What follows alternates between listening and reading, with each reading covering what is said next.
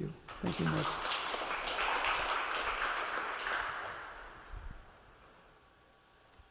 Thank you very much. So if we could get the lights right. I want to thank Eva Kirsch, the director, for the opportunity. John for all the wonderful work. Georgia for making possible to get all these images in a format that we can show them in a presentation. And of course, especially the great Mark Strickland. In my opinion, one of the world's great artists, and I am so pleased to have the opportunity to have met you and to have been able to study your work. I know Mark for some time now. We participated in an event about immigrants. He has been very concerned with the plight of immigrants today and has done 2 murals about it.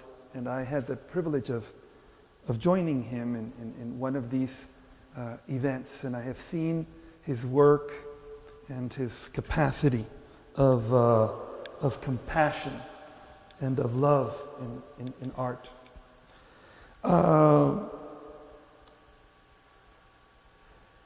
One thing that Mark Strickland has said that has moved me very deeply, he said, painting or any other form of art can turn pain, fear, and victimization into flowers of calmness and wisdom.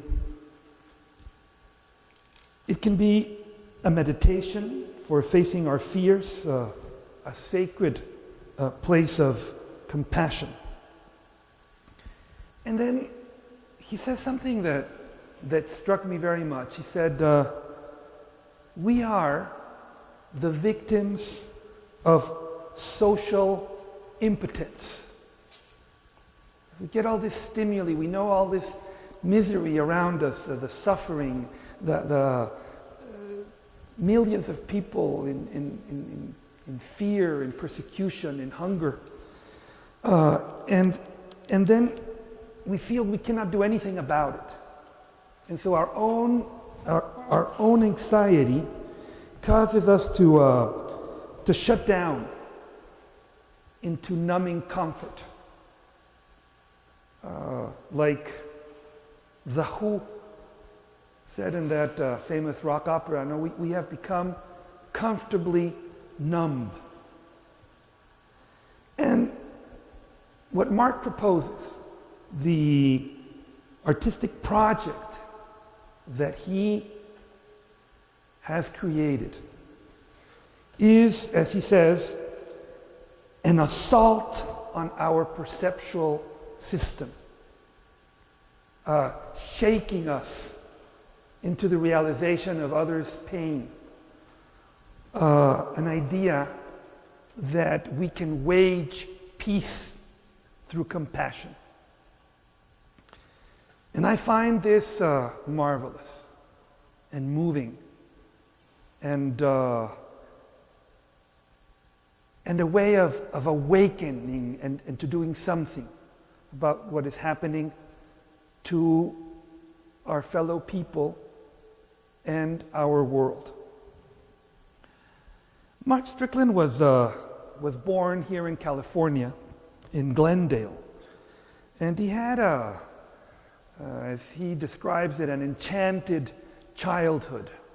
In a place, in a farm where there were plenty of rabbits and trees and climbing and all these things, a place of joy where his grandparents used to sing. He sings as well.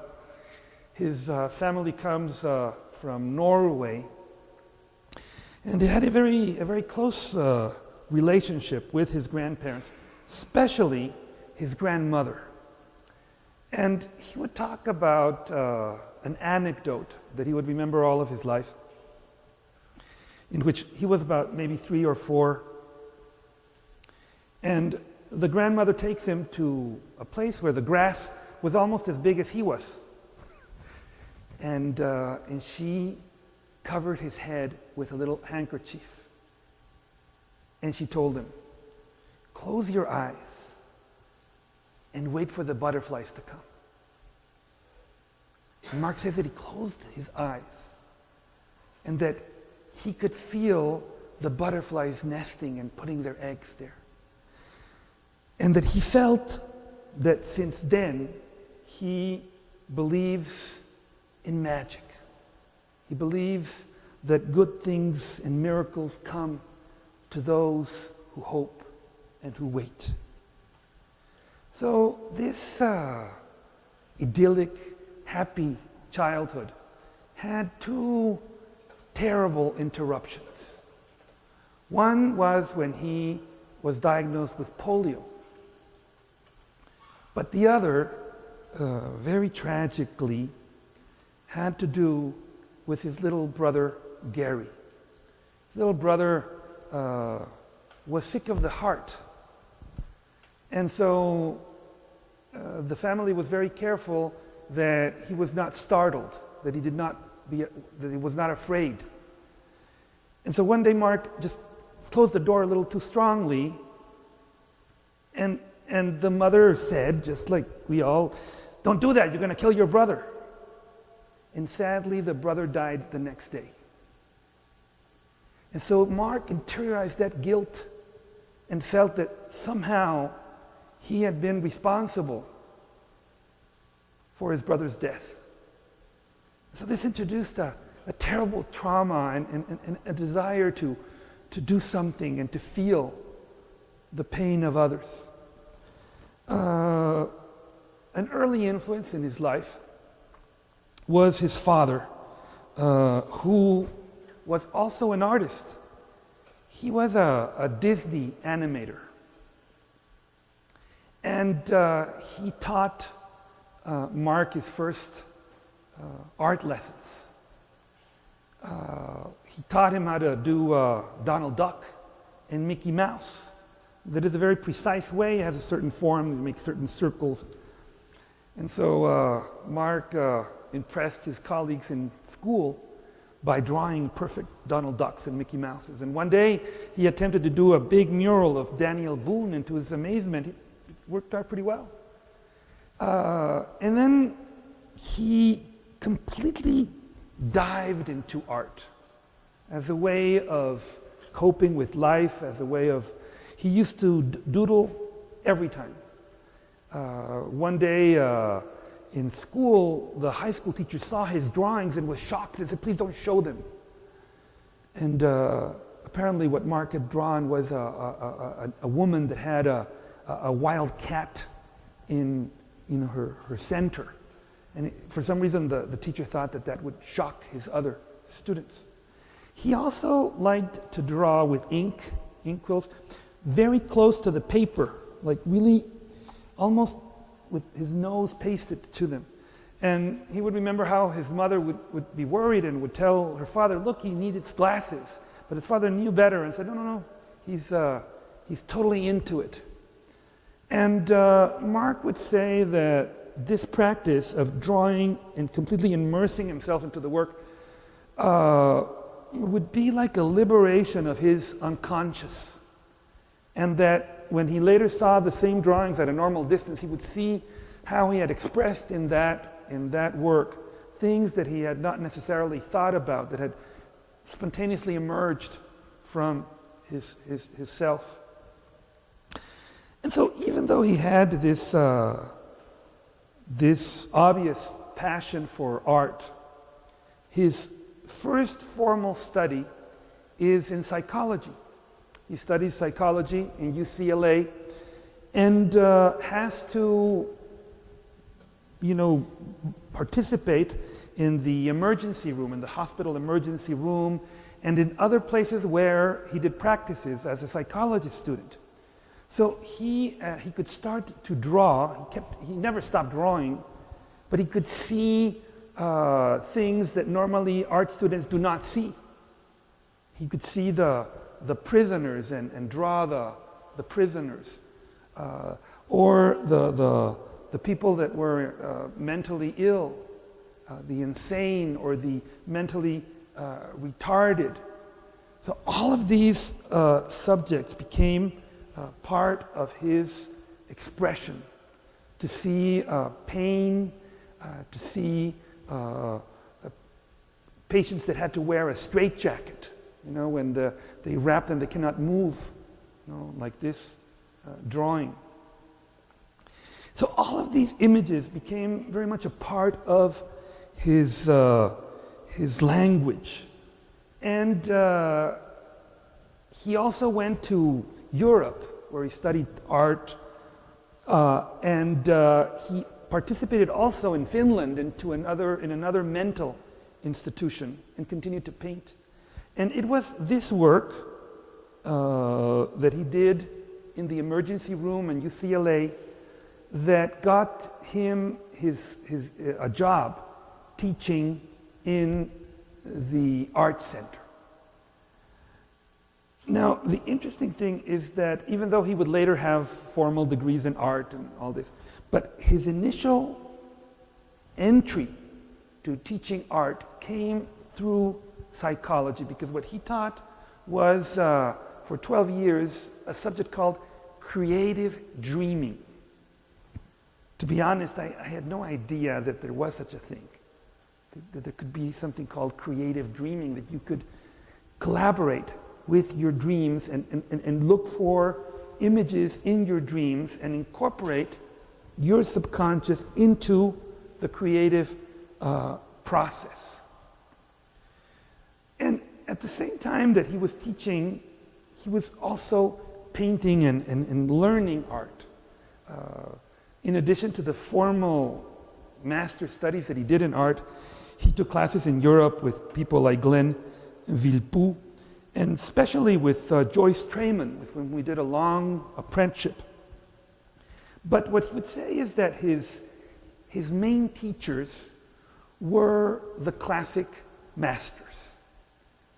He was totally immersed in artists like Rubens and the physicality, the way that Rubens uses the body as a way of expressing emotion, or the intensity of Caravaggio and his capacity to show us the limit of human expression, or certainly the profundity of Rembrandt. So all of these works, he tried and he worked on drawing and developing a good technique in a time where nobody was doing this. And he would recall how one day he was working in his drawing, and a fellow student came and told him, "Do you know that you are a dinosaur?" Because he was drawing. And as he drew, many more influences came into play. He was fascinated by Toulouse-Lautrec and started, like Toulouse, to paint on cardboard surfaces, or Degas, or Cézanne, Matisse, all these influences. Now, from an ethical point of view, he was very impressed by Van Gogh.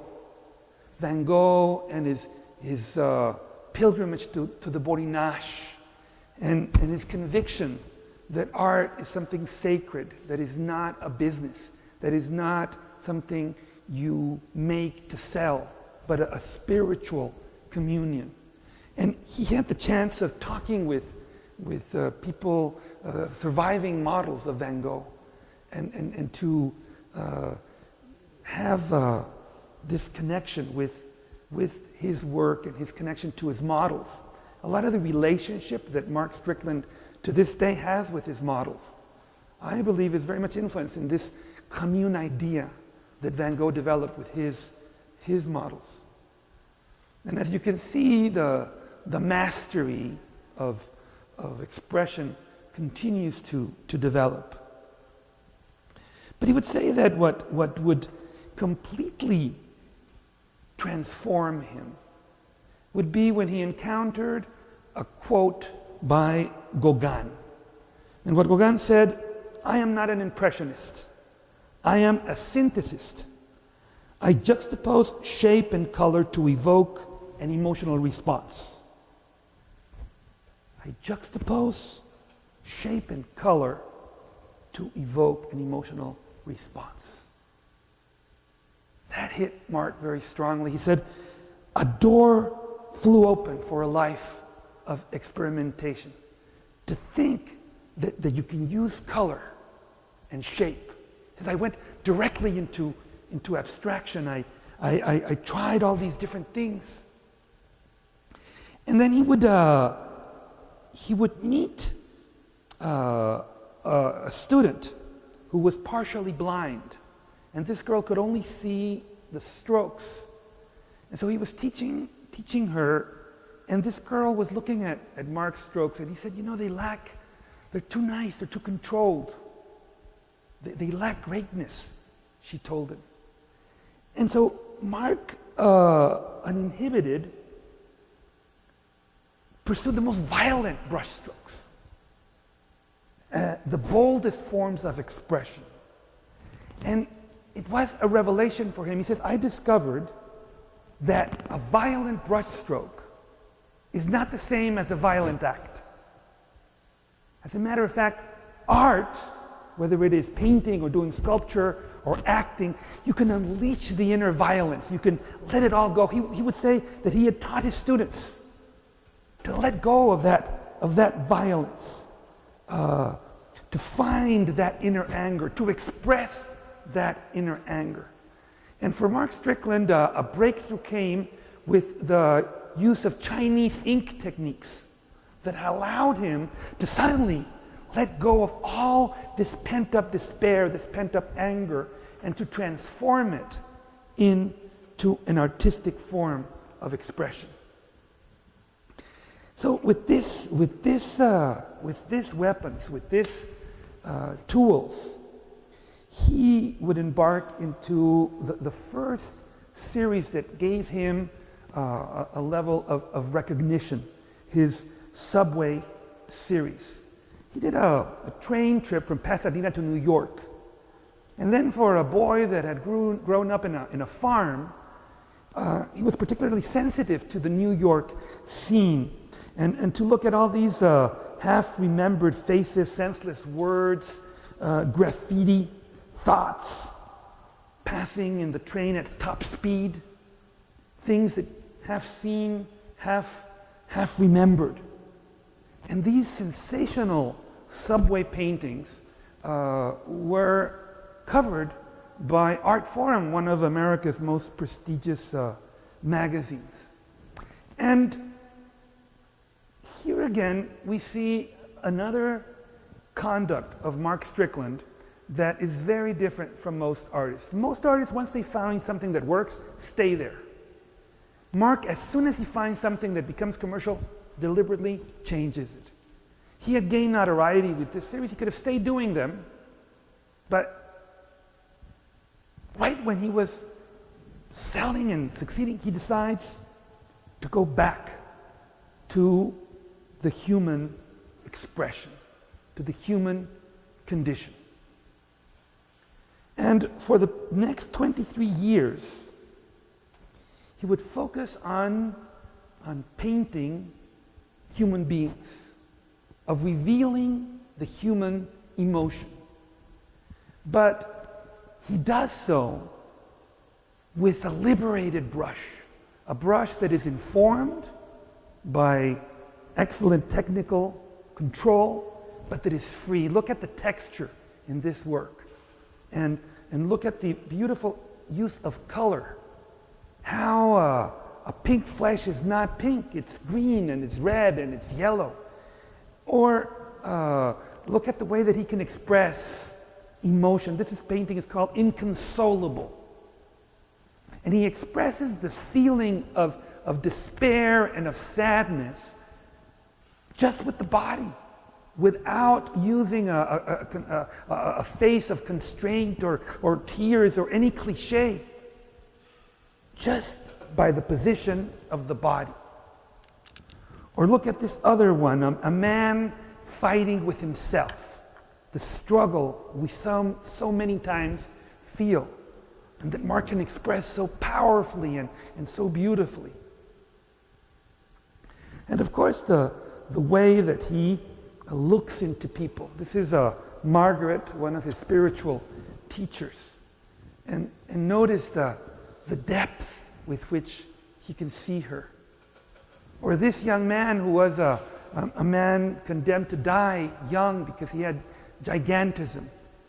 And he somehow captures that mood. You can kind of feel it.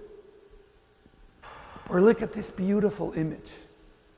The tranquility of a bath, the submersion into water, and how water tranquilizes you. But again, notice the beauty of the brush strokes, the complexity of the color. And then the magnification of the details. Notice the eyes or the mouth.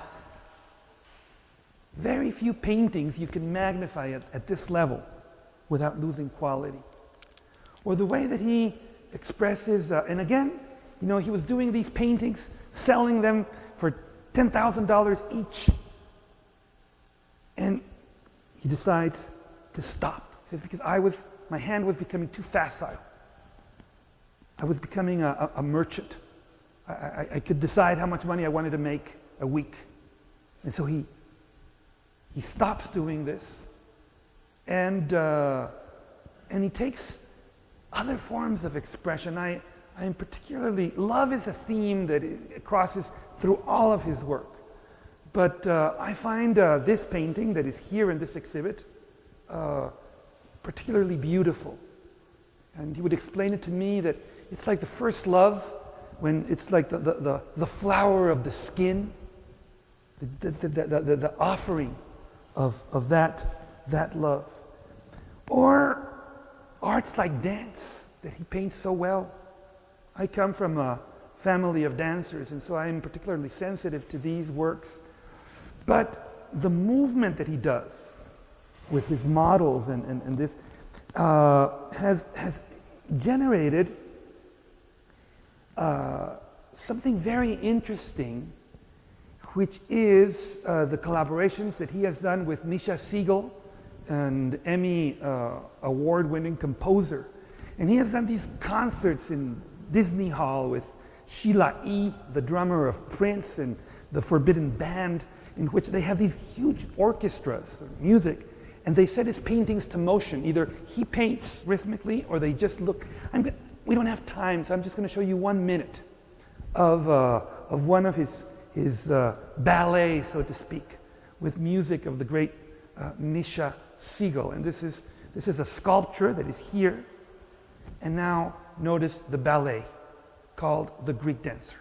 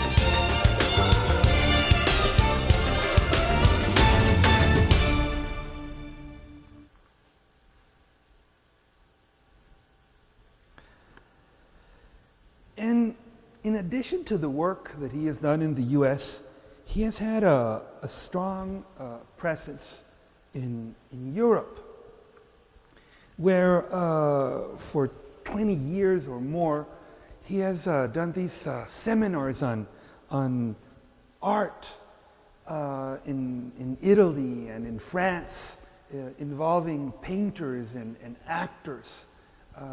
And in many ways, these workshops have become kind of a revival idea where people liberate their creativity and speak of Mark as a brother, as a guru, though he doesn't like any of those things. He says the moment that you start calling you that means that you're not. But they have been wonderful creative adventures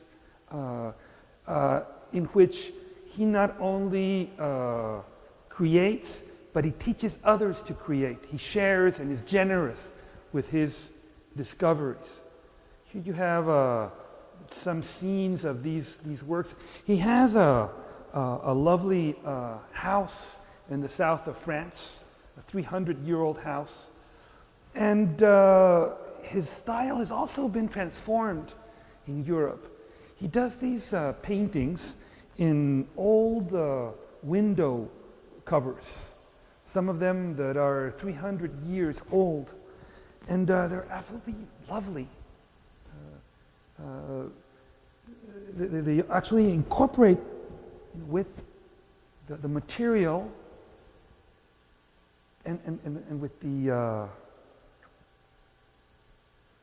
texture.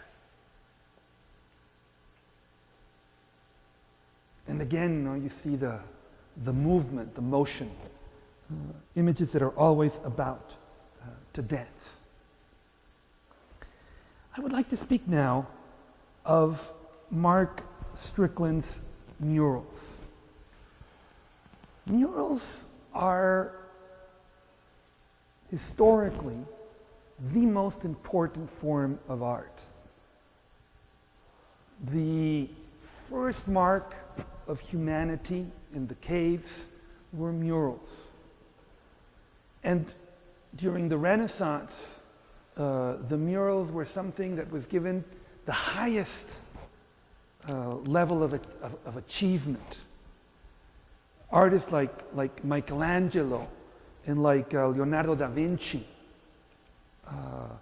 had the walls to paint nothing less than the image of God. And then in the 20th century, in Mexico, we have a whole renaissance of muralism, and we have great artists like Diego Rivera and José Clemente Orozco and Siqueiros and many others that came to do murals after years of working and training. Diego Rivera had spent more than 20 years in Europe before he got his first wall. But nowadays, it seems that anybody that can wield a brush demands his wall. And so you see these awful murals everywhere. But of course, you're sympathetic to the fact that they're painting, right? So you say, well, good, no, it's good that they're painting. But imagine people that have never had an exhibit, boom, here you have a mural. And then something also very sinister has happened, that sometimes these murals have the best of intentions, and they are good causes.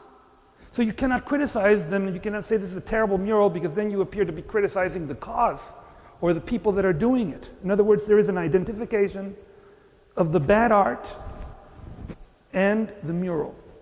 And so a lot of people don't want to hear about murals or see them as a populist genre, and not as an inspiration, as something that is meant to last forever. So I find that Mark Strickland's murals, we see several here, are extraordinary. And I say this not only because I agree with the causes that they present. I agree with his outlook of life. But even if I didn't, and even if I didn't even know what that agenda was or what that policy was, the mural works as a work of art. A mural like this one works as a work of art. It's beautiful because the colors are beautiful and the combinations are beautiful. And it can be read in many ways. This is why I know that I could go in a lot more detail, but I try not to, because I think that if we over-explain a mural, we limit the possibility that that mural can mean different things for different people. So in 2003, there was all these wildfires in California. Well, there's now, sadly, there seems to be every year the same scenario. But this affected marked the presence of these wildfires everywhere. And so the first mural that he does is called Humanity in Crisis. And it is done in 2004. And what he uses as a backdrop is this vast blood of fire scorched background. When we finish this lecture, we're going to take the screen off and you're going to see the real mural behind it, which is infinitely better than anything I can show you. But it is in this mural, the top of it represents the planet Earth, like the outline of the planet Earth. And then in the middle, you have this kind of human dance of vulnerability. You see all these violent forces beyond our control, the daily struggles that we confront. And then these images that work collectively, but also individually. Look at this masterpiece, at this man consumed by concern and by doubt and by stress. And look at the perfect unity between gesture and drawing and form. Now, a mural that is the opposite to this one, to Humanity in Crisis, and that we also have in this exhibit in the next room, is called Racing Consciousness. This is a very large mural, and it is a manifesto, a belief in the goodness of humanity. Mark Strickland has said that compassion is the force with which we wage peace. And so here, in this mural, every part of it is painted. And if you look in detail, you will see, for example, above, you see all the kind of the waves, the undulating forces, the spirituality of it. And below you see the people and the embraces and the struggles and this whole thing. And then in the middle, we see these four faces that are somehow reminiscent of a kind of a Buddha-like presence. And you see how they slowly open their eyes, how the eyes and the expression slowly turns and even smiles. It's like the path towards transcendence.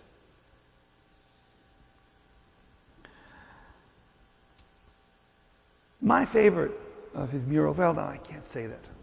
I take that back. Well, one of my favorites is The Choice. And the Choice deals with the problem of gang violence that has become our local inferno, our local expression of war. We have, we look at violence often as something that is happening in Syria or in the Middle East or in Africa. And we don't realize that sometimes in our neighborhoods things are just as violent and as awful and terrible as in those faraway places. And how some of these places have been turned into an inferno of violence, of drugs, of misery, of oppression. And so, how do you paint this? How do you recreate it without being sanctimonious, without being preachy, without looking at things from a a moralistic viewpoint. How do you confront something as complex as this? Because it's deeply rooted in poverty and injustice, and it's so complex, the issue. And so here it presents simply the choices that young people have. And you see the drug dealer, you see the pusher, you see the dogs, the violence that is real and symbolized. But you also see the hope, and you see the violin and the piano all together.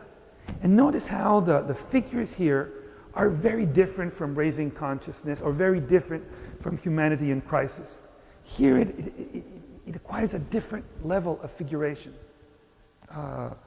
And when you see the real violence that is consuming us, entire countries in Central America are being consumed by violence. You know, in Mexico, there's been more deaths now than in wars, and then this misery is reaching everywhere. We're seeing the opiate crisis that is consuming every part of our society, rural places, people dying of overdoses, of injection, of trying the most absurd drugs. People injecting, for example, tranquilizers of elephants, imagine, fentanyl, or drugs that destroy the skin, that introduce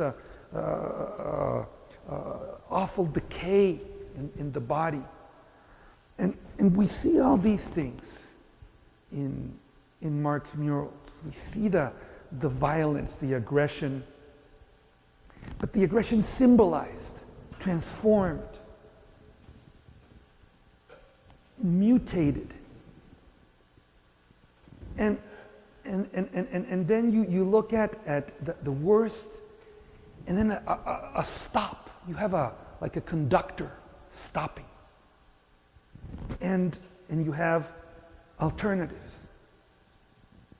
This mural was done in close proximity with collaborators of Father Boyle and the Homeboy Industries. And a lot of these young members of gangs saw the mural and were fascinated by it and looked at it, and nobody tagged the mural.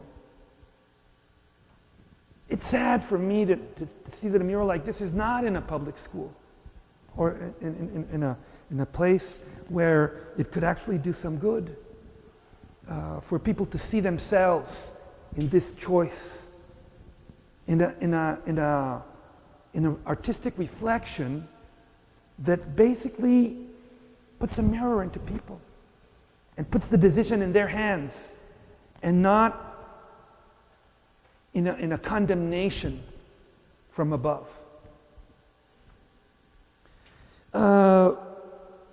And the ideas of Mark Strickland have also to do with families, and how do we deal with a new society. This is a mural called Broken Angels of 2008.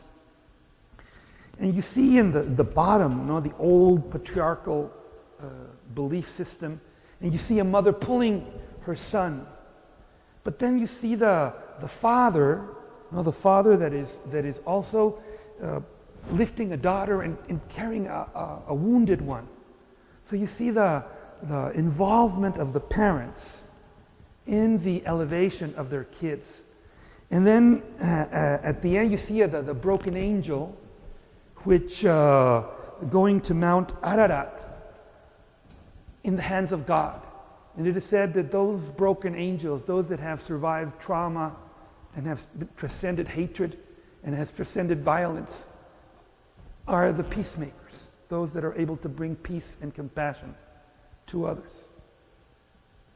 The same theme of love, of fatherhood and motherhood is expressed beautifully in another of my favorite murals by Mark Strickland called Elevate Yourself, Elevate Others, also from 2008. This is the sketch, And the phrase that inspired this mural, which is huge, I wish I could show these big projections and we could see them, large scale. It's inspired in the theme of the Armenian Boy Scouts, which is Pars Tratsir, Pars Tratsur, which is raise yourself, bring others with you. And at the bottom, you see the mother that is waiting and ready to help her son that is falling. But notice the beauty of the colors, the way that he paints the skin. And then in the center, you see a loving couple, a mother and a father, and their love propels their kids to the altitudes, to be climbers towards the light. Now, one of the themes that is the most controversial today is that of immigration. And as you can see, Mark Strickland has never shied away from any problem. And he addresses the issue of immigration, of who is and what does it mean to be an American.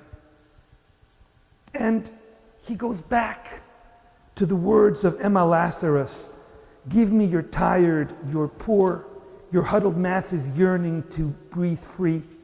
Send these homeless temptos to me. I lift my lamp besides the golden door." And in this mural he does, that is also here, you notice that he does a very interesting proposal, which is not only is liberty offered to those that are the immigrants, but he also sees, you see those three black crowds, the politics of war, taking liberty from its pedestal. And then you see the child helping the flame, and the masses rebuilding liberty. In other words, the idea that it is the immigrants that not only receive liberty when they come here, but also help preserve and sustain that liberty for all of us. Another mural, Libertas of 2014, explores one of the terrible parts of our immigration policy, which is the children of immigrants, those that are left behind. And I don't know if you're aware, but the Trump administration has a specific directive to separate immigrant families, to inflict the most pain possible to immigrants. And so this attempt to separate families and to destroy families that come to work, that produce, that grow our food. And in this mural called Libertas, he shows us the grandfather trying to rescue his kids, his grandkids. And the mural becomes three-dimensional. You see the figure of the immigrant coming out as well as that of the grandfather. He also would do a sculpture of this grandfather called The Tipping Point. A grandfather about to fall for the pressure of fighting this injustice.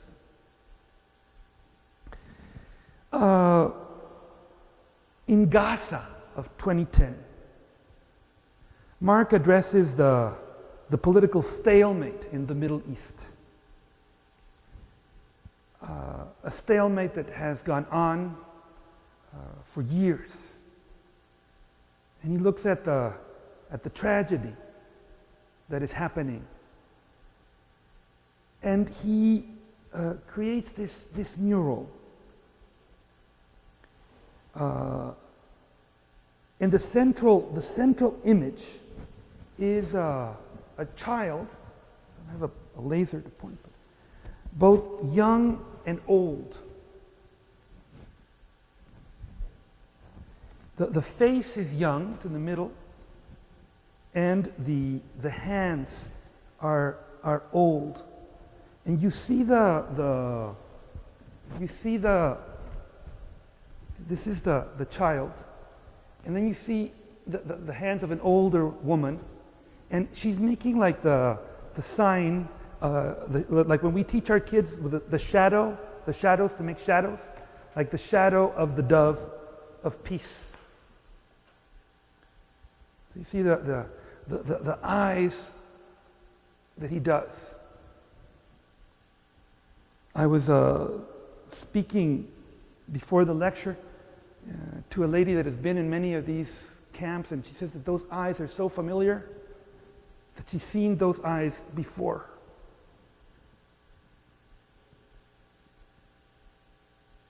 And then you see in the middle the figure of the Mother Earth that is embracing the arms of the child. And then you see at each side weeping father and mother. And they also have, they're nesting doves that are waiting to fly, like the hope of peace, the dream of peace. In British Petroleum is what is addressed is an eco-catastrophe, a massive oil spill. And Strickland refers to this as another form of genocide, a man's war against wildlife and the planet itself. And when doing this mural,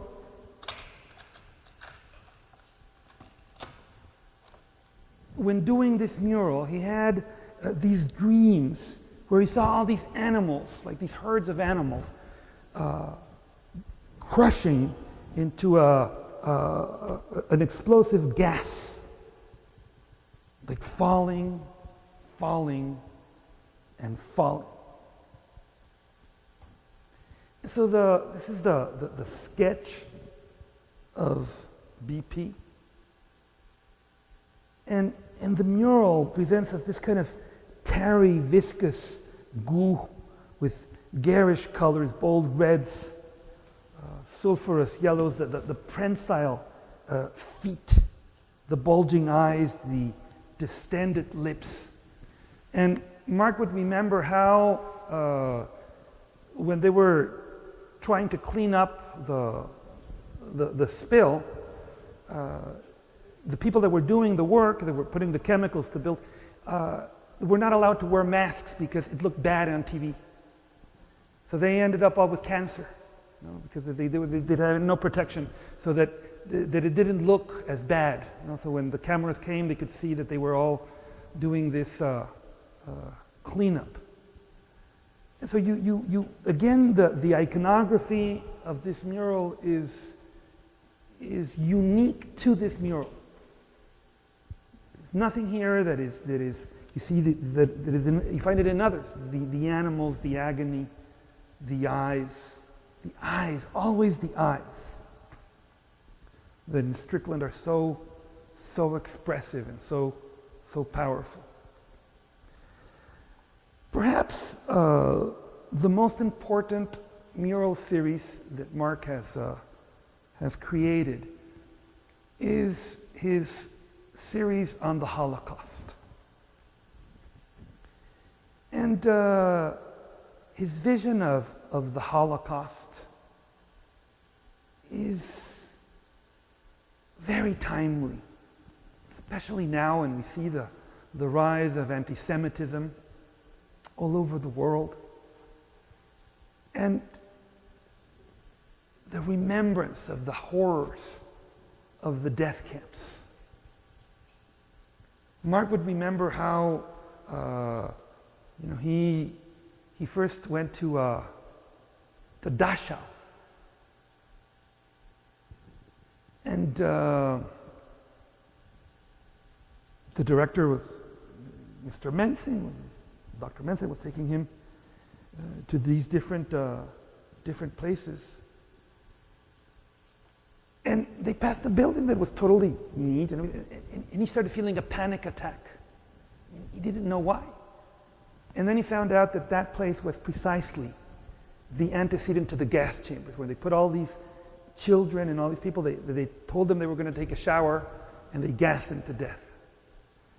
And without knowing, he felt that presence. And then he discovered that other people have similar intuitions, strange connections. The first series that he does are those children that were lost in the Holocaust. People don't realize that 80% of the Jewish children in Europe died in the Holocaust. 80%. So these, he worked an entire year doing these paintings. And he describes how he worked with layering, letting the images emerge slowly, the painting, and he felt like coaxing and encouraging the spirit of the children to come safe in my hands.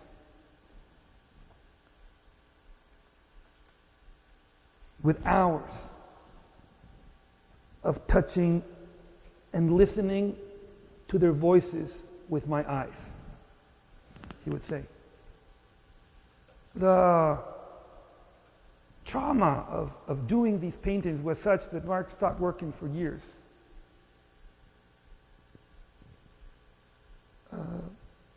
And the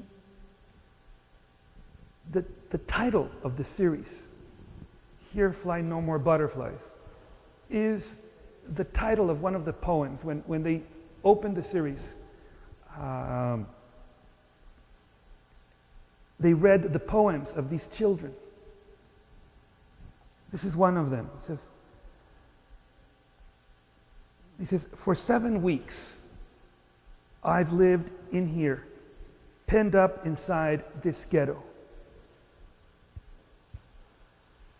But I have found my people here. The dandelions call me, and the white chestnut candles in the court. Only I never saw another butterfly.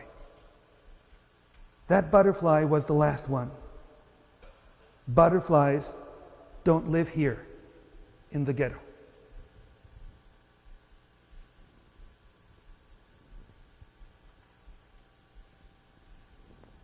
The second mural about the Holocaust has to do with the indomitable spirit.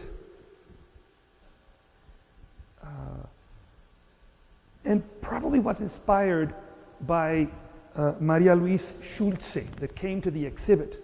She was a member of the White Rose Resistance, who lost 15 people of her family. As you know, the White Rose was one of the few organizations of Germans that had solidarity with the Jews. And so she came in, and she had that spirit and that energy. He did a sculpture of her. And I believe that probably saw in that fortitude the inspiration for this mural called Indomitable Spirits. The back has these kind of legs of an elephant that he was inspired when he saw this big elephant at the entrance of the Musée d'Orsay. And he sees the legs as powerful roots of the tree of life. But then in the central figure that has all these clutching people, and he quotes Elie Wiesel. He says, man comes close to God through the question he asks him. Therein lies true dialogue. Man asks and God replies. We cannot understand them, because they dwell in the depths of our soul and remain there until we die. The real answers you will find within yourself. Now the third mural, I find it unique. As a matter of fact, I don't think I've ever seen anything quite like it. I have seen murals that remember the victims or that celebrate the spirit of the victims. But this is a mural that is addressed to the Germans. The Germans saw the murals that he had done and he said, I would like to do something with and for you. And when we say the Germans, we mean not only the Germans. It is comfortable for people to think of the Holocaust as a Nazi crime. We often forget that every Western leader knew what Hitler was about to do, and none helped. A particularly shameful chapter happened in the US. In 1939, there was a German ocean liner called the MS San Luis. This ship had 900 Jewish refugees, and they were denied asylum in the US. They tried in Cuba, they were denied asylum in Cuba. They tried in Canada, they were denied asylum in Canada, and they had to go back to the death camps. We send 900 Jewish refugees back to the death camps. So, in atonement, Mark looks at the involvement of everyone in this crime. And it is a mural. Here we need a much larger surface in which each panel, there's 17 panels, and each one has a different sentiment, mood, a moral condition, a mental state. And he goes through all the process of guilt, shame, sorrow, and truth, the stages of unfolding consciousness and self-awareness. And then at the center, he places himself as a witness. So we see the Holocaust as a collective crime. And it is useful to see it that way. As I said before, we look at rising anti-Semitism. We see people here that parade themselves, calling themselves Nazis and white supremacists. We see racism on the rise and violence on the rise, a deterioration of the civil dialogue. What's next? Kristallnacht. So, interspersed in the 17 panels, we see the images of the victims. And then we see the process of guilt,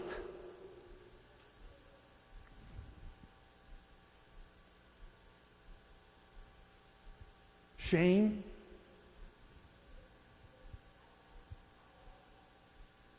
sorrow,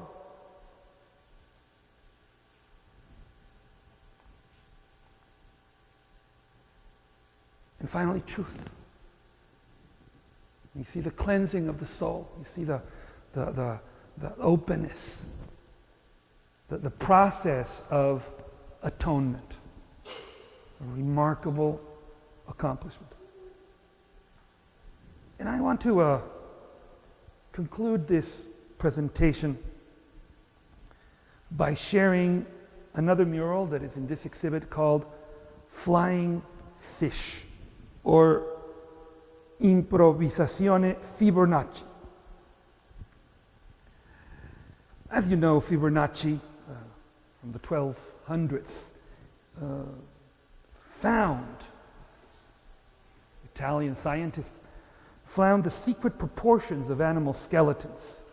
And this proportion, the golden mean of Fibonacci, can be seen in everything, in the Nautilus shell, in the plants, in the trees, in the ocean wave. So this entire mural is built according to the formulas of Fibonacci.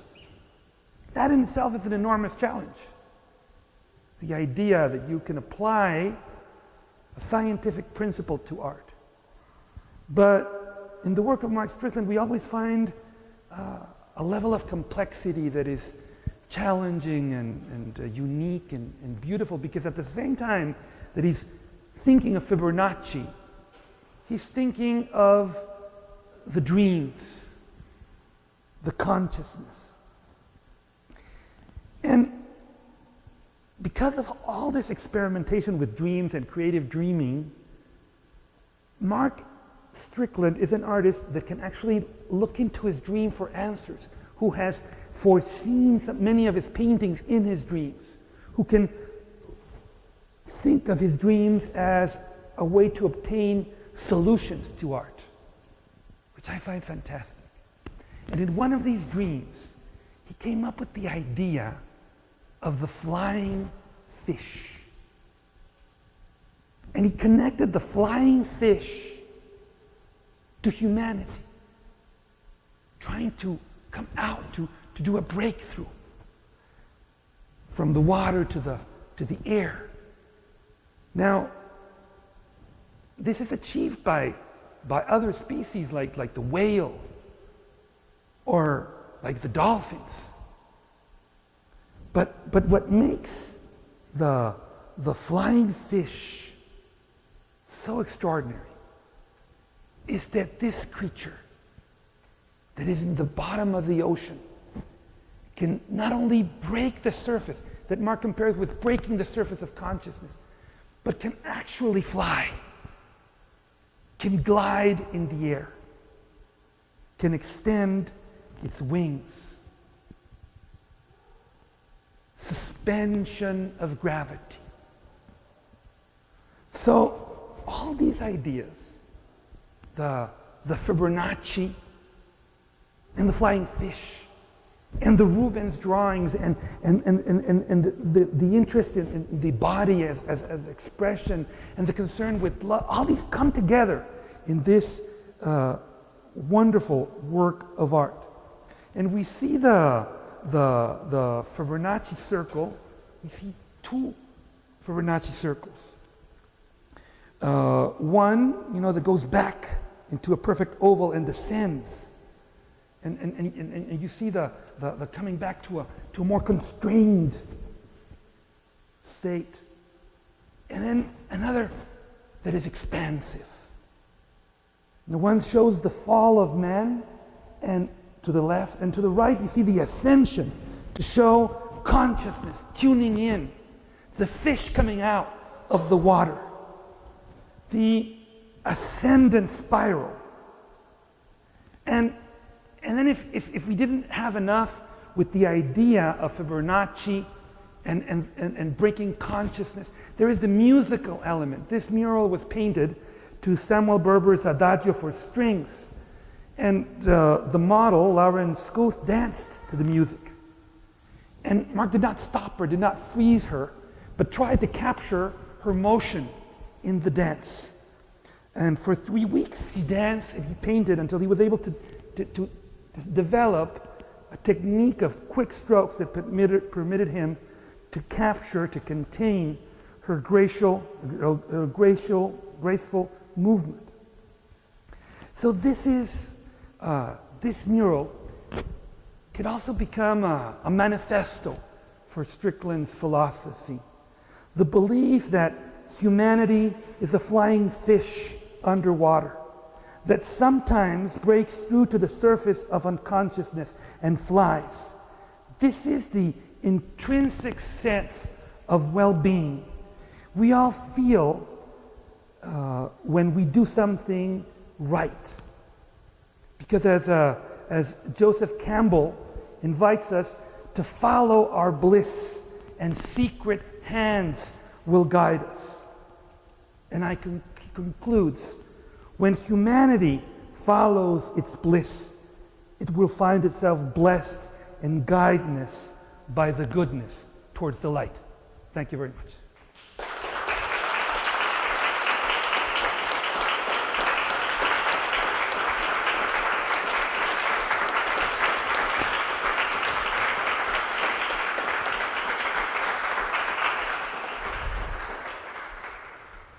Thank you very much.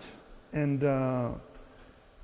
what I want to propose is I can't wait to get off this podium so we can take off the chairs, take off the screens, light everything up, and that you can see Mark's work. So if there's any questions or comments, I think it would be better to do them with the gallery lit so that we don't waste a single moment, because the best is yet to come. Ladies and gentlemen, Mark Strickland. Thank you very much.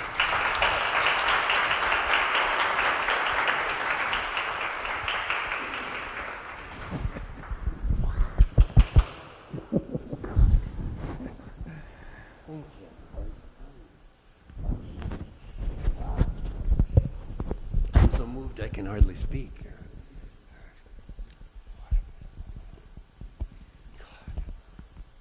Anyway,